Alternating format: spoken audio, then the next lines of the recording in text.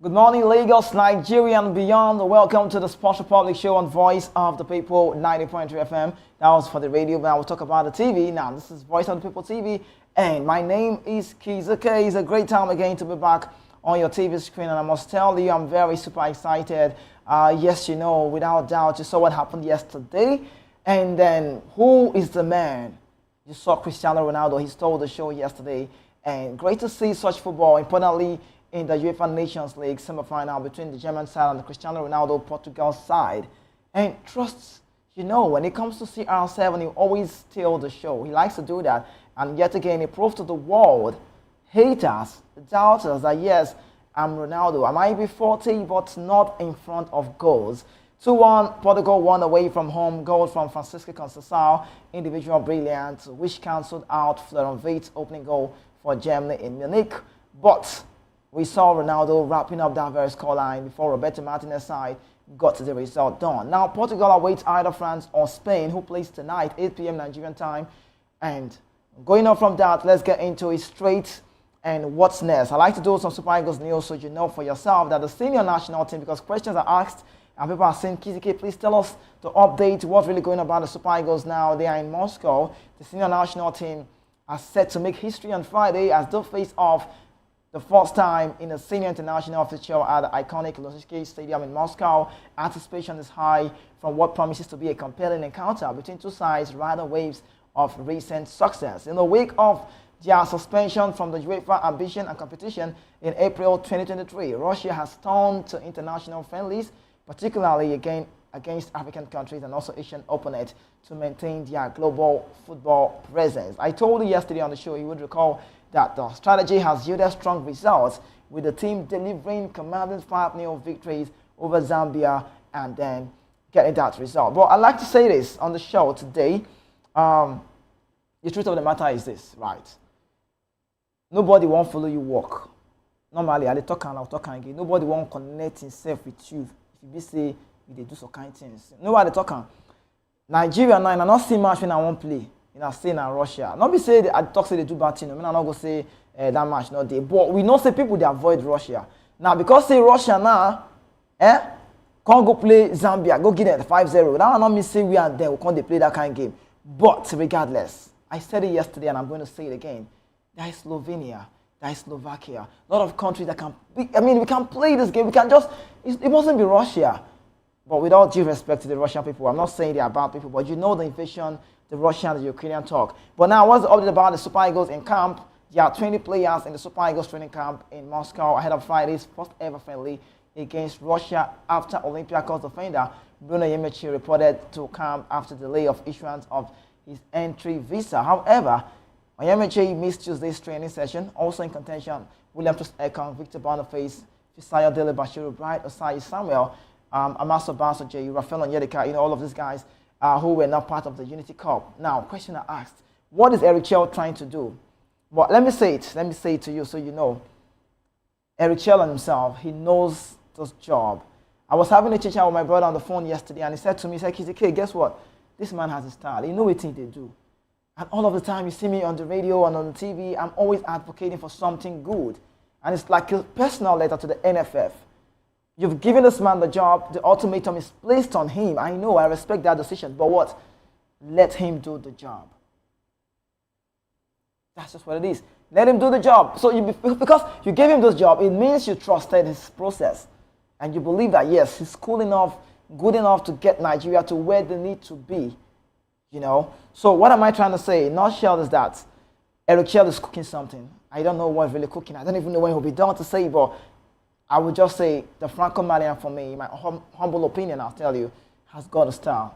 He's trying to bring out something. But the thing is, will he be given that opportunity to do that? And I say to Chelsea, these people will give you this job now, Nigerian Football Federation. And I'll talk, I say, Nigerian Football Federation, nobody papa get out.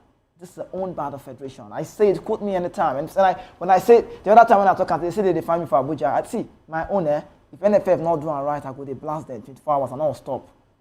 That's just how I am. See, what is white, what is black is black. If the NFF, Ibrahim Musokusao, His Excellency, with all due respect, Malam Shehu Diko NSC, if they come out to do it so right, trust me, I'll go carry for head like antenna. I will come out and I will say it so well. I will give them all of the accolades that they deserve. But at this point in time, they told us we will be getting, what's the word they said? Armando Pinnick told us an enterprising coach. But after all is said and done, more is said than done. I don't think it's time for us to start blaming them, but let's work together, possibly provide a solution to see that Nigeria make it to the World Cup. Because for me, I keep saying it all the time, if Nigeria no go World Cup, I don't know where I go there. The last time in 2022, Nigeria missed out in Qatar. And personally, I don't know, see, the world comes small for me, but look at the kind of players we have in our team. The likes of Ademola Lookman, African best, Osimhen 2023.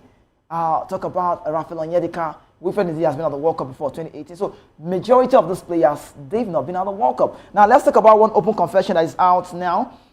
Super Eagles coach Eric Chell has said something about the Getafe star. You know, one thing we do in Nigeria is that we talk a lot. That's the truth. We talk a lot. So sometimes in the game, when the coach makes a change, if it does not pay off, it becomes a problem.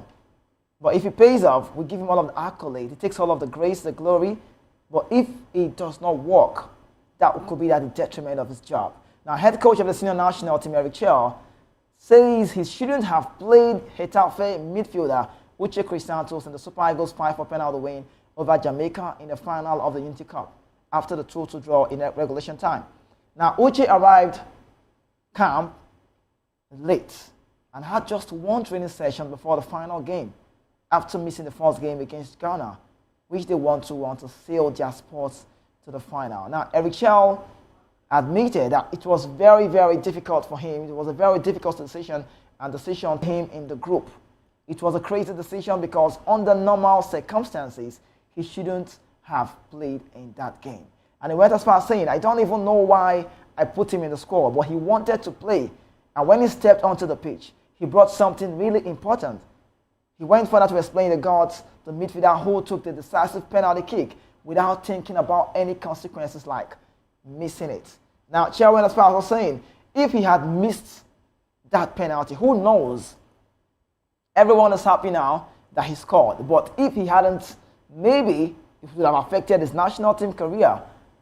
I'm proud of him because he came in with a smile, a lot of energy.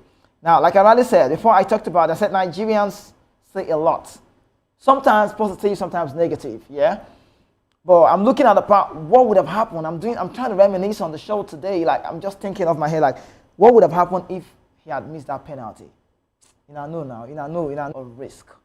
And then it paid off. Now, we still give him the credit to say, yeah, Eric Chell, you've done it. He's a very decent player. I've watched him play a couple of times.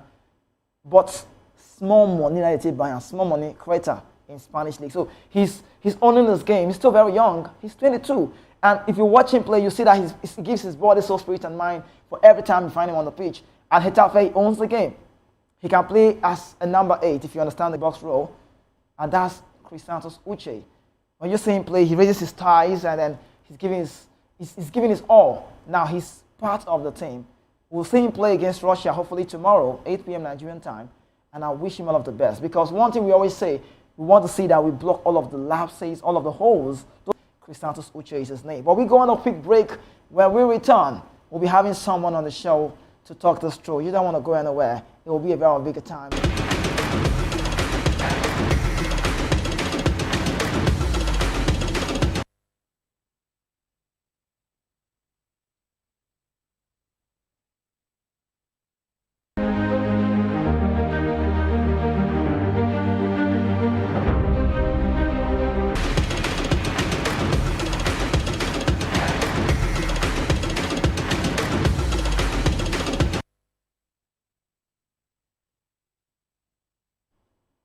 All right, welcome back from that quick break. Yes, I told you we're having someone on the show today, and our guest today is Aloysius Anankonye.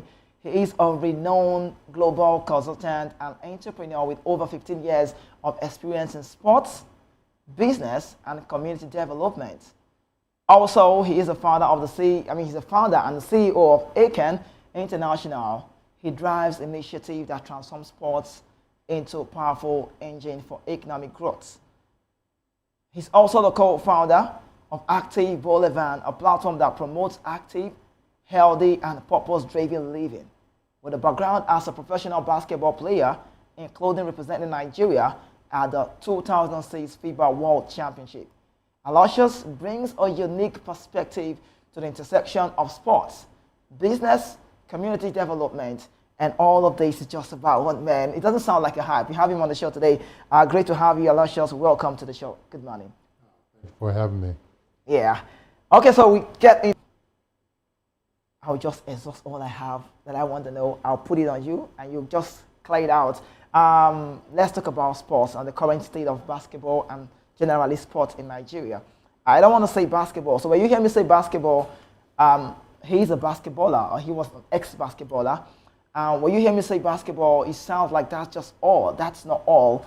On the show today, he'll be telling us the nitty-gritty of everything we need to know about sports development, and then what's the way forward. Because I always ask this question, I say, which way Nigeria? That's when sometimes I play that song, that's Sonny Okosun's song, I say, which way Nigeria? It's an old song, but it makes a whole lot of sense. So, Aloysius, let's talk. Generally, what's your assessment on the current state of sports in our country, Nigeria? First of all, thank you for the introduction. That's a great introduction. Thank you. I really appreciate it. You've been doing a great job in this show. Current state of sports, and I like to look at sports as an industry, not sports as a participation. Current state of sports is potential, huge potential when you talk about not just sports as participating, but sports as an ecosystem to build them enterprises, build industry behind it. Nigeria is unique in its own way. If you're in any sports team, any place from track to field to basketball, soccer, volleyball, well, Europe, Americans call soccer, we call it football, but you will always find a Nigerian descent, either Nigerian from Nigeria or Nigerian from that has Nigerian blood. So one of the greatest things about us is that we have been a great talent producer for the whole world. Now we need to now build for our own country, build for this country what can be. How do we build stadiums? How do we build infrastructure? How do we build hospitality clubs? How do we build a professional league that everybody can be wearing their jerseys everywhere in the world? And that's what Nigeria has. We have the potential, we have the talent, and we have the know-how. So what's missing? Okay, so a lot of things. A lot of things. So let's start. One, it took a while for us to really focus in getting policies that can help drive this. In 2020, they had a sports industry policy, which they drafted, making sports into an industry, not just for recreation. Second, ideas got to change. The ideas of just sports as something to do for fun, sports for your body. Sports can be just economic uplifting. When other countries like in Turkey, they have took that and make that into a national pride. We have to take that and make that into a national pride, not just in players, but in the industry. In other countries, they have taken, like in the US, as entertainment. We can be entertainment. You can see Afrobeats, Nollywood. Those are the great entertainment industries. So sports can be right behind it. So right now, those are the things. Change the mindset of the people, seeing sports not just something, a waste of time, but also a thing that you can have a sports doctor, a sports... So what's the major challenge, like the basic one to say? So what's the major challenge, like the basic one to say? So we talked about just mindset, change the mindset. Second of all, we want to always talk about investment. Everybody loves to talk about investment. True. Everybody wants to talk about money. Everybody wants to come back home. Yeah, true. So we start where you at. We started in our family with education. We start where you at. We started in our family with education. We start where we at. Now we got to come back home. We start educating the people back home. I'm not saying that I have all the answers. Right. I don't think that all the answers come from outside. All the answers start from people at home. And start listening to what people want in our own country. I say our own country because that's in my blood.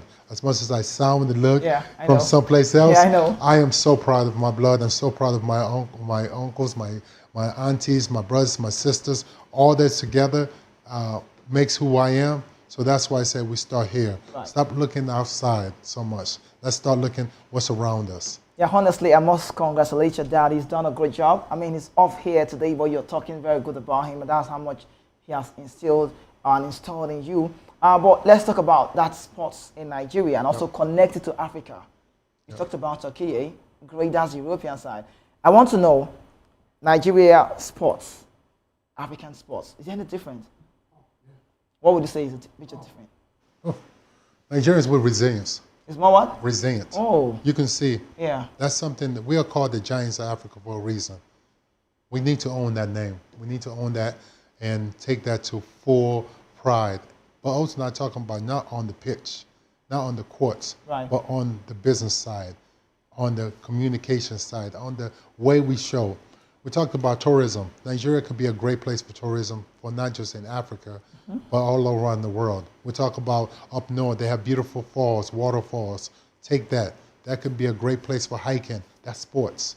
And when we go for the marathon, the Lagos Marathon, those are things that people can come from around the world to run in. That's sports. Bicycling, sports. Everywhere I go, I see people running in the bridge. Those are sports. Those are things that we need to start exporting to the world to see that we have beautiful places that we can interact with the nature and be lively. So tourism, we got great restaurants. If I eat fast food in Nigeria, I'm losing weight. Yeah, okay. Food, nutrition. Okay, so no disrespect to Nigeria anyways. Yes, aside that, is there anything I noticed solution? And I like to talk about the investment parts, which is also key. Perfect. And on talent development, I like to go down the nitty-gritty. I like to ask you this question. Do we have those, like you rightly said, the potential is there, but do we have that in Nigeria? Do we have that facility to nurture this talent? Like you said, saying in kind of everywhere Nigeria is the best place to see. But do we have, because we need to go back to the drawing board and check it out, do we have that facility to enhance this growth? No, we are going to build that. We're going to build facilities. It takes from location, it takes local, regional, and then national participation. Those are the things that need to be happening. But let's just look at this. We tend to look at individuals building things. They could be, like in Turkey, I played in Turkey. Yeah. Most of their teams are built by companies. Individuals. Like companies? Companies. Owned by the company itself. Okay. Like Alpha Spilson, it's a beer company. They own their own sports team. They created their own academy. So those are things, the CSR programs, that it's with policies, not individual people going there owning their clubs, but companies. Why? Because companies are about communities. Yeah. And when the communities come together, they can nourish their youth. All sports is played by young. Sports is a young person participation.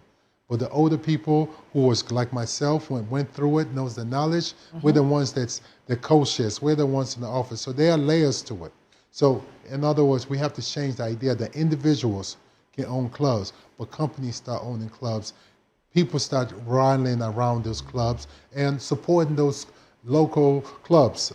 There are a lot of local clubs out here that I want to visit, soccer, football clubs. Those are going to be interacting. So as you build, the people come, and then everything flows. Investment will come. Yeah, I play the game. I play football. Yeah, Yeah, I play football. I played for Kwara United in the NFL, and I know about academies. Let's be sincere. Okay. I like to. The biggest brand in sports in Nigeria is the Super Eagles. Okay. I like to say this. I mean, I feel so bad that looking at it generally from every aspect, even the so-called football that we feel like we are 3-time African champions, we are still not there. Yeah. Now, let's talk about some of the sports. I like to emphasize more on basketball at this point in time. Okay, let's go. The game. Basketball academies. Do we have that basketball? We hear about tournament, and basically what we love to do in Nigeria is whenever there's a tournament, there's this push and start thing. You keep running around, you start seeing all of this. But preparatory is one thing we don't do a lot. We don't do well. I'd like to ask you, who should be the first person, or the people rather, to put this up? Okay, great question. In fact, remind me of preparation games that we did at AK International in Paris, where we brought the national team. The national team came, RCA was there. RCA. Congo was there. We created where professional French players can play and practice in a tournament, just friendlies. Yeah. Where there they had access to gyms and they can work out in France. Well, we can do that here. We need to build infrastructure here.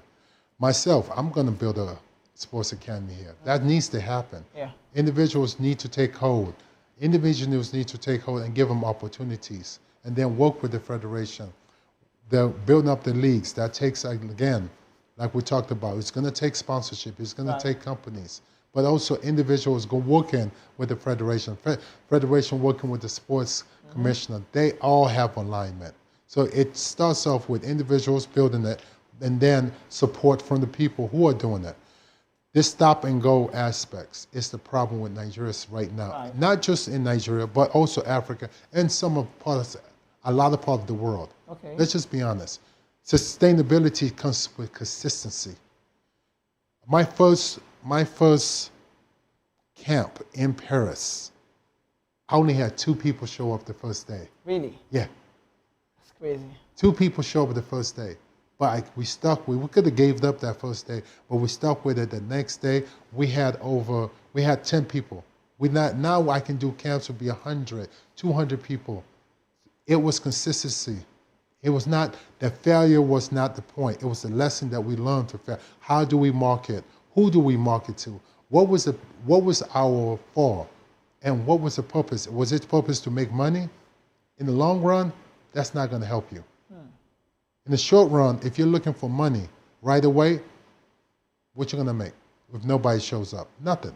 So think long run, step-by-step process in what you're doing. Sports academies. Let me give you an example. Fine. If you build a sports, you start up your first crop of players. How many of the best players you're going to have? Maybe to win a lot with 2 and 3 good players, especially if you're doing football. You need about 6. You need a team. So what you're going to do is you're going to lose a lot.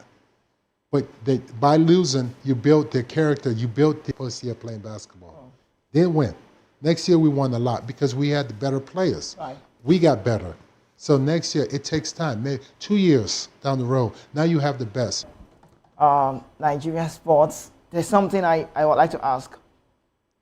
I'm saying this from experience.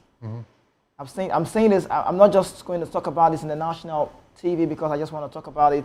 I know about this. This is one of the problems we face in Nigeria. Our things, our doings. And one again is tribalism.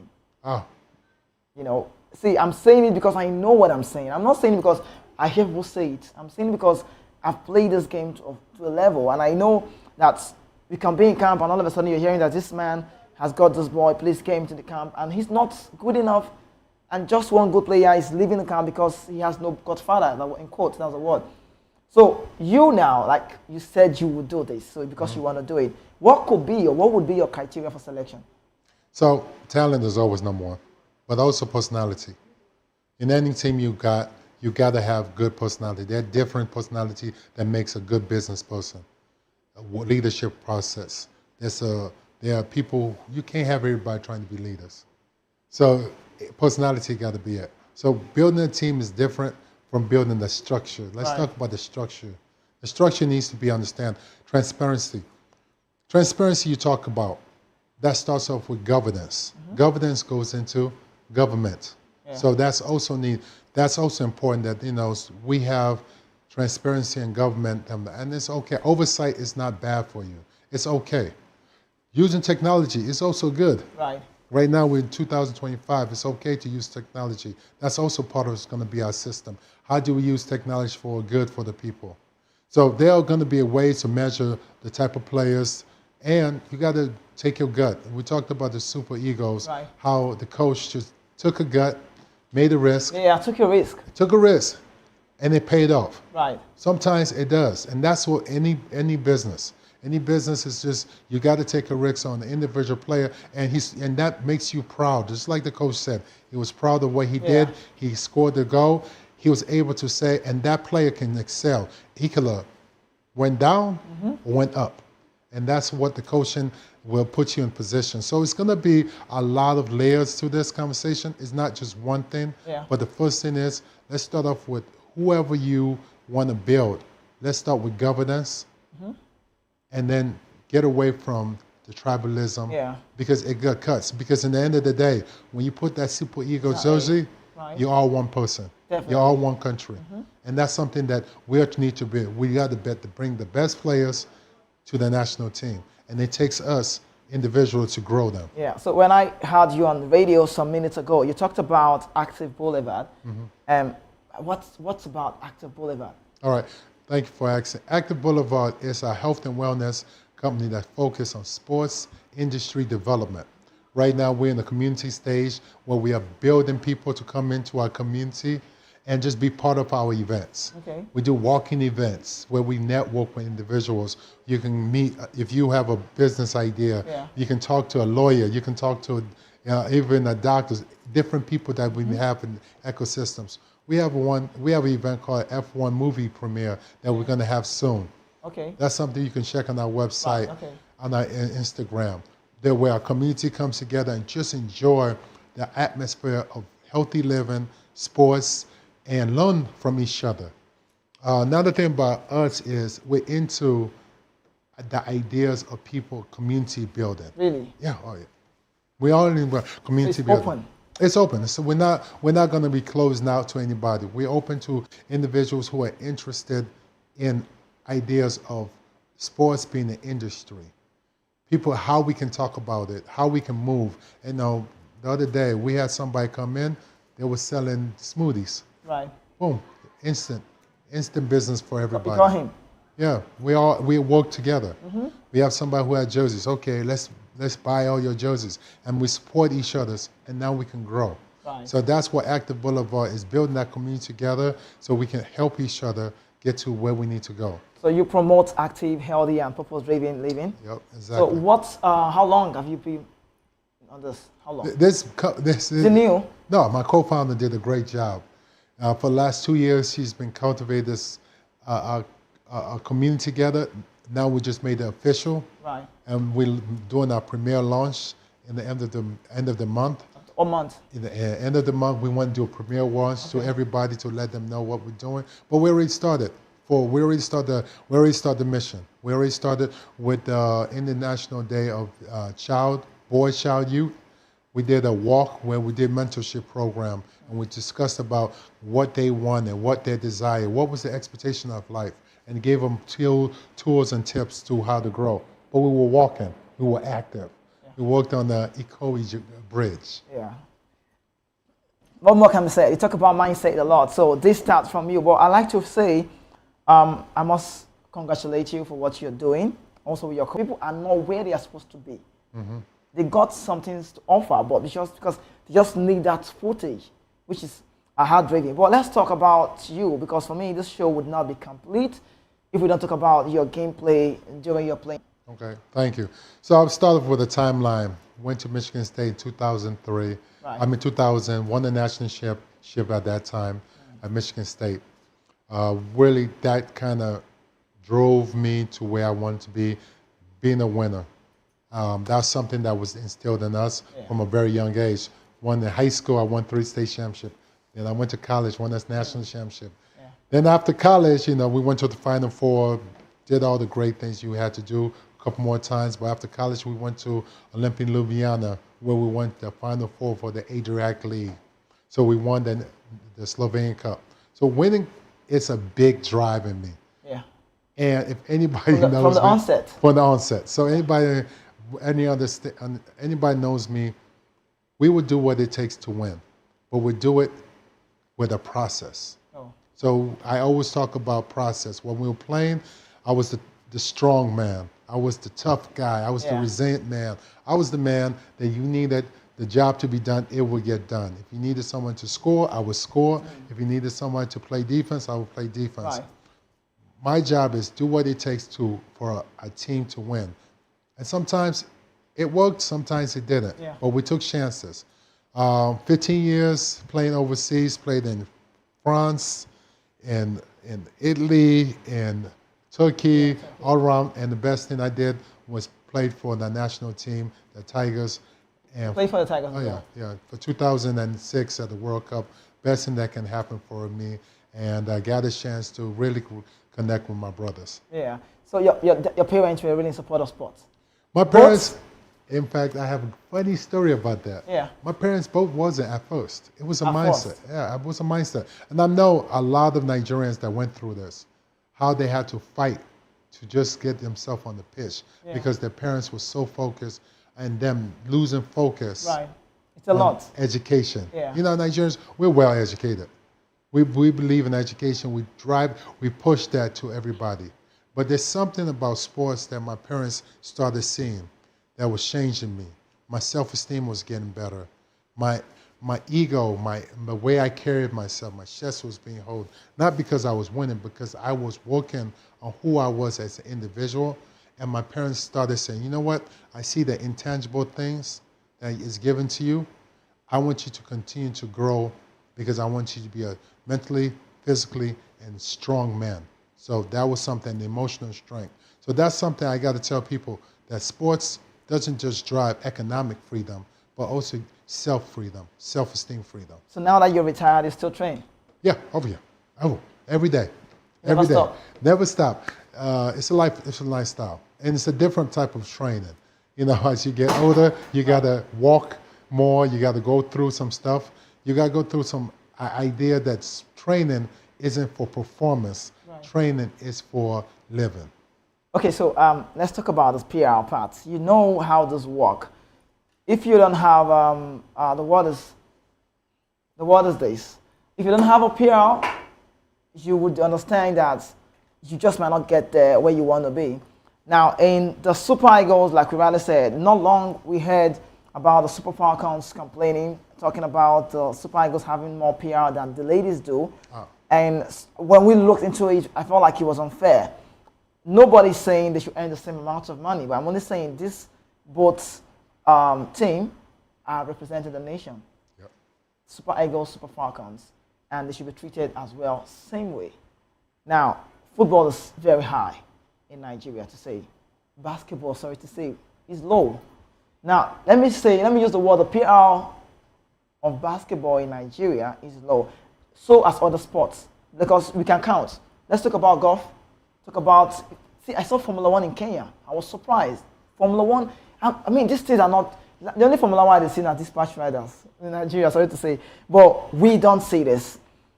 Why is the PR of basketball or other sports?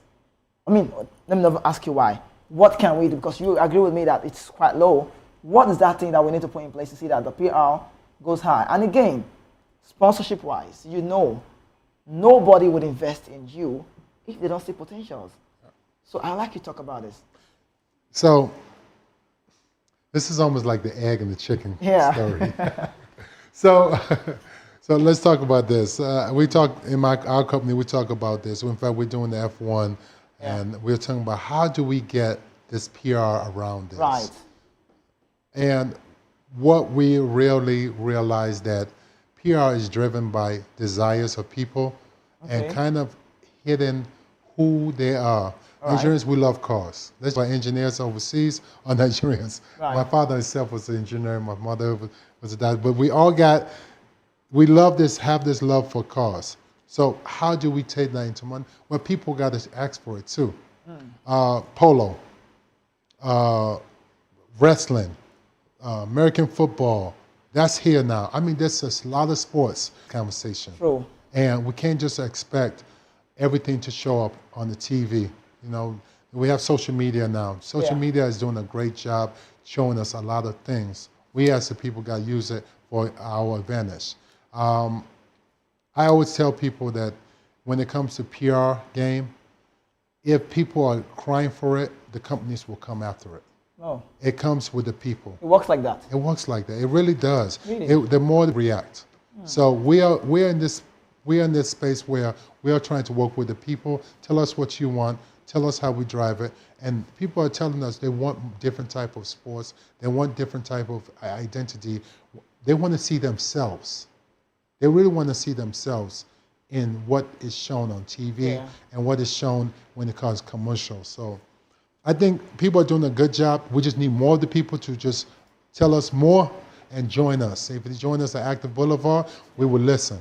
And then go to places, they listen to you. Yeah, how do people reach out to this? Because I'm so interested in Boulevard right now. Yeah. You've said a lot. Yeah. And I'm almost feel like I'm being educated on the show, like I really said on radio. You've said a lot, but how do people reach out to you, to your brand, to the Boulevard? I mean, people want to, like you already said, there's a lot. So you're not just static. You do a lot of things. It's a broad organization. Yeah. So how do people reach out to you? Like you already said, social media is key. How do they reach out to you and then share their own ideas with you? Beautiful. So we have a group which we have people being invited in our WhatsApp. But go on our Instagram right now, Active Boulevard Instagram, at Active Boulevard. We have our website. Then we will start, you can get into our Boulevard. Right. Within our Boulevard, you can start picking different avenues. Motorsports Avenue, Golf Avenue, Polo Avenue. It's big. Yeah, it's everybody's, it's made for everybody. So go to our website, go to our social media right now, Facebook, our LinkedIn profile, join us there. That's the first place. Once we build that community, now we can start interacting with people, adding you onto our WhatsApp group. If you're interested in our WhatsApp group, just type, I want to be in your WhatsApp group on Instagram. That we want to cultivate a true organic relationship with everybody. We don't want to see you as just another number. We want to see every individual as an active participation for our group. So this is important for us. So go to our Instagram, Active Boulevard, and join us today. Okay, really great time having this walk with you. Let's talk about, I'm going to leave you now. But I like you to debunk this. If you've noticed, walking with you, I'm always giving a distance because you're quite tall. Yeah, you're that tall, like I can't even come close. Like there's no, I'm not get hope. But I like to ask you this. People say, just debunk this. Because on TV, you can say that to the camera. Mm-hmm. People say if you want to play basketball, there are kids listening, watching you now. People say if you want to play basketball, there's a certain height you must, is it true that you must attain a certain height? If you're not so tall, you can't play basketball. How true? No? No. Really? No. I believe that you have advantages. Everybody has advantages. Whoa, I don't even know this. Everybody has advantages. Like, I know a lot of guys who are taller than me, but my heart was so stronger than them. My resilience was tough for them. So you got to understand your advantage in life. And maybe basketball may not be your sport. Maybe you can run very fast. You got quick twitch muscles. Track and field is something. Maybe you can jump real high. You're a volleyball player. It's so many things. But as a basketball player, I'm going to tell you, height is not going to determine if you're going to be good. It gives you eyes. It gives you presence. But what determines it is your dedication, your determination, and how you prepare, how much you practice. Because as tall as you are, you can only do as much as you can this high if you don't have the will to do it. Oh, so it's your mindset. It's a mindset. I do believe in mindset. I want Nigerians to understand that we have created an incredible mindset potential outside the world, not within ourselves in here, that we start building it in Nigeria. This mindset, we got it. I love going to Lagos. In fact, I went to the market the other day. Yeah. I went to the market. We drove into the market, and I was telling everybody, I love coming to the market. You see this can-do attitude. Mm-hmm. You see somebody who's in a wheelchair selling something. This woman has tons of things on her head, and you just see people smiling, interacting. Right. Yeah, you see those. It looks so nice to see. It's a beautiful color. Yeah. And that's something we got to embrace and tell, not just for ourselves, for money, but ourselves in the way we interact with each other. Sports is really a business of people. The more people interact with each other, the more money it can be spread to everybody. Okay, so in one word, I'd like to give, what's the message to Nigerians? I mean, how do we convey this potential of sports? What's the message? What would be your advice? That's the word, your advice. I say start where you at. Stop? Start where you at. Oh, start where you are. Because a lot of times we love to dream big, and we forget big things come from little things. And I always tell people, look at the biggest companies in the world. They started in a garage. Start where you at. Stop thinking you have to go all the way across the waters to get what you need. Start where you at. Build it slowly. Let the community come and support you. So please, start where you at. If you need any help, contacts, look for mentorship like us. reach out to us. We are ready to help. We are ready to build together. Okay, Aloysius and Nankonye, thank you so much for being part of the show today. It was really a worthwhile moment with you, and I really appreciate your effort and also being part. You made my day. I learned a lot from you. I never knew that someday I'll be educated on the show. I'm the host here, but you educated me. Well, you taught me a lot too, and I appreciate you. Thank you so much. Thank you so much. We'll do this some other time. All right. Right, your handle, you want to leave us your handle? Yeah, you can also reach me at Aloysius, at Aloysius Anaganye. I'm on every social media you can have. I'm easy to react, to talk to. I'm not hard to interact with. Yeah. And let's just go. I know that. Let's just build this relationship. That's all this. Okay, thank you so much. Lagos City, yes, back to me now. We need to go. You've been watching our Voice of the People TV. You heard from this very man. So like Amanda said, when you have people like this, you want to exhaust a lot because they will educate you. They will tell them all. There's a lot I learned today on the show. But who am I talking about? I'm talking about Aloysius and Nankonye. I'm liking his name anyways. You heard the way he pronounced his name. And I must say shout out to his dad, his parents. They've done a great job having to bring him back, to Nigeria. And this is just him trying to give back to, he has really seen the game to a high level. And why not give back to the people? Just give it to them. It's not about you select to just pick those right people who are really focused and well driven. Yes, I'll be here again tomorrow on the show to tell you more. Don't forget, tomorrow will be that very time where the Super Eagles will be playing against the Russian side, and then we'll see that game that will be coming out of the Lojiki Stadium. Please don't miss out 8 p.m. Nigerian time. But up until then, my name is Kizzy K, and I like to say this. Like you rightly said, there is nothing wrong in starting small, but there's everything wrong when you settle for less. Keep dreaming big, work hard to make it a reality. I'll see you tomorrow. Peace.